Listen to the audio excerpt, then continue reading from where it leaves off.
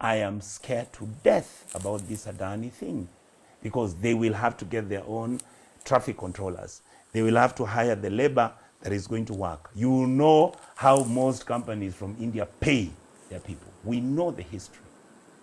You look at the history of ADANI. ADANI have participated in areas where they try to get their business. They have participated in creating civil disobedience and civil wars in some of the areas in those countries in the Far East because of the business interests which they are fighting.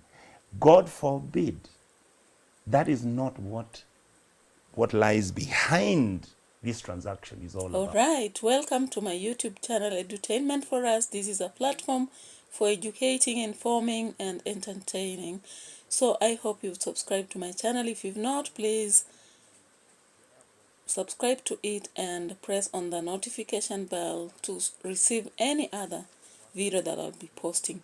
So actually, I've heard about ADANI saga, and I decided to check and realized that ADANI Group is one of the largest Indian companies that is both politically influential and dominant in agribusiness, weapons, energy, and airport matters. So the accusations laid upon them are so many out there. The aspects of fraud, insider trading, the stock price manipulation and illegal activities as accused story, because in the Hindenburg saga than Anglo-Leasing. So let's just listen and see. It is bigger than Anglo-Leasing. It is so overwhelming in terms of even the thought processes and what are the implication of those actions. 2017, there was a committee at the National Assembly which was headed by a guy called Kosing. He's still a member of parliament. They tried, I don't know who was using Kosing, I don't know whether it was just an honest try to see whether you could have a PPP to develop the airport structure in the country.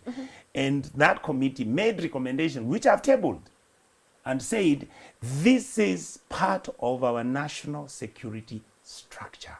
How do you allow your airport to be managed by foreigners from a country, okay, which is India? Assume that something happened and Kenya decided to go to war with anybody because the radar we use is the radar we have at the airport and the one at the military. Now the question is, what if you allow this company to run your airport and they're the ones who then are going to get the traffic controllers to manage your radar and all the technical expertise? What if in this war, India was for their antagonists against us? What do you do? I mean, that's why I keep saying, shouldn't there be somebody advising the president better? You see, these are the painful experiences I'm having as a legislator. And that is why, Lena, I was explaining to you, what is my value if I'm not able to question this? What are my children who are above 20, many of them, what are they going to think about me as their father? And I was a senator and I was a member of parliament when literally we got rid of our airport, when literally ADANI has been given another contract for them to take Ketraco. Somebody whispered to me that there's a likelihood that ADANI might also be given KenGen. And finally what ADANI wants is to take. So I can actually feel it, yeah? When the senator talks here, then I understand why people are up with ADANI. ADANI, it's something that will cause the loss of jobs to people as new people will be hired.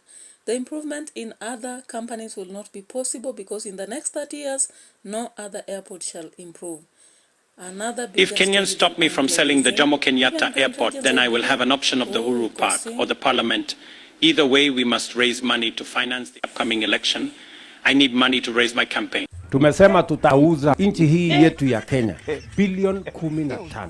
Hii mashamba yetu hii tumepitisha sheria. Tunakatia huyu. Tunataka kuanzia mwaka ujao kila mtu wahame Kenya.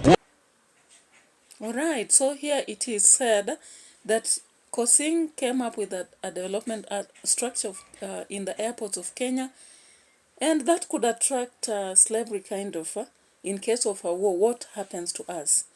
If leaders can't question impacts, then we will. Please tell the president this is a bad deal. He can reconfigure it. He can get a better company which has got respect, which is respected globally. If he can't get Emirates or Qatari, he can get Etihad. We understand that there are bilaterals. We understand, you know, I worked in foreign affairs. We know that there are certain arrangements and agreements the president can sign to benefit the country. Please tell him this thing is a stinker. Let's do it within the law. Kenyans are really upset with what is going on right now. And please, whatever you saw happening at that airport, don't take it for granted. Those people are very, very upset. Sometimes I wonder what the presidential spokesperson, Mwaura, our friend, what happened to Mwaura?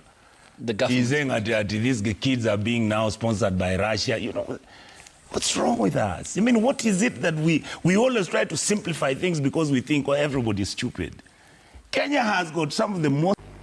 First of all, Chair, I'd like to make a special statement from myself that it was not easy for me to get information about ADANI. This information came to me from a young man who's called Nelson Amenya, who lives in France. The young man sits in one of the investment companies in France, and he saw these documents passed on his desk.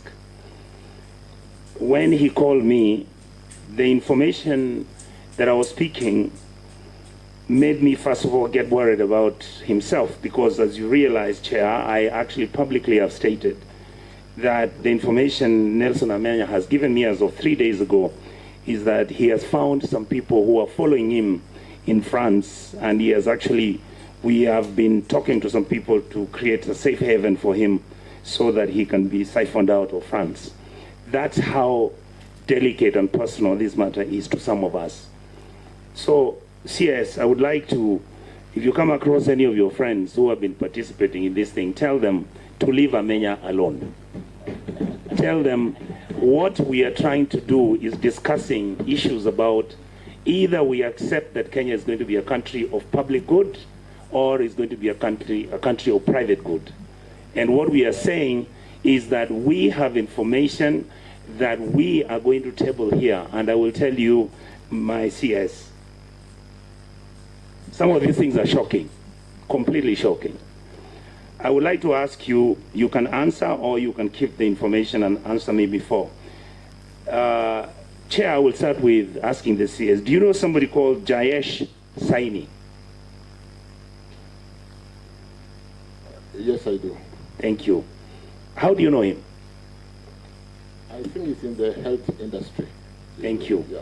Would I be wrong if I said that Mr. Jayesh Saini is the one who has actually been given the transaction of managing our SHIF, which is the new development out of NHIF, because he's the owner of Nairobi West Hospital, and he is the one who is actually been given the complete system of the financial management of the SHIF. Stake, huh? So if I was when I was looking at that comment, I was seeing now Kenyans have begun making fun of it. The Uhuru Park will be sold, Parliament, entire land migration, and I was thinking then, should we move out of Kenya? But then, at a close look, we can see actually the senators giving advice to the president. Those close to the president do something. Emirates, Katirari, Etihad can actually buy that in bilateral understanding. You know, if this is a stinker, as we've heard the senators saying, I would ask, what happened to the airport? You know? How safe are we with the ADANI? Now, we can actually see Nelson Amenya in France. His life is threatened. The investment companies in which he got the documents before he shared with the Senate. Would I be wrong to say that Mr. Saini is the agent of ADANI in Kenya? It's about leaving Amenya alone, after all. Are you also aware that meetings that took place in Dubai, where this deal was being discussed, public good or private? Jayesh Saini was sitting in that meeting with individuals from the Kenyan government, and I will state here that the person who met Mr. Jayesh Saini in Dubai was Honorable Murkomen, when he was the minister, in the position you are in. I am not aware. Without having evidence that I can prove, but I think it's important that I make the statement that in that meeting, that money exchanged hands. And Chair, later on, I believe as we continue. Yeah, so I found that in 2020, there was a scandal in Kenya on the basis of irregular choice of facilities. And ADANI, as you've just heard the senator saying, he's been given authority over insurance. And what he does is now to get these facilities that cannot actually serve Kenyans as they deserve. We have ghost clinics which are awarded tenders to do with that scheme. And in 2020, about 830 million was allocated to the civil servants medical scheme. And actually they found out that ADANI was allocating to ghost clinics and all that. So are we safe? Murkomen, what is your, what is the gist in what you want for Kenyans? So that's my question. I'll end there.